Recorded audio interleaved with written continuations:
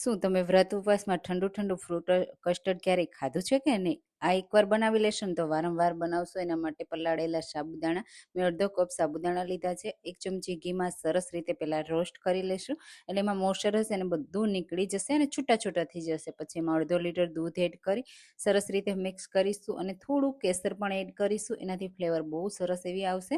અને પછી થોડી વાર માટે કૂક થવા દેશું, એટલે બધા સાબુદાણા છે ને એ ટ્રાન્સપરન્ટ થઈ જશે અને ઉપર આ રીતે તરવા લાગશે અને સરસ એવા સોફ્ટ થઈ જશે. પછી એમાં ખાંડ એડ કરી દઈશું. તો મેં 1/4 કપ એડ કરી છે.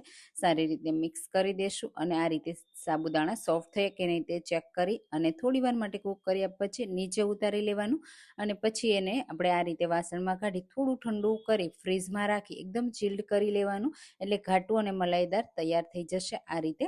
બસ હવે એમાં તમે મનગમતા ડ્રાયફ્રૂટ એડ કરી શકો. હું કેળા, સફરજન અને દાડમ એડ કરું છું. સાથે થોડી હું અહીંયા બદામની કતરણ પણ એડ કરું છું. રોજ પેટલ એડ કરું છું.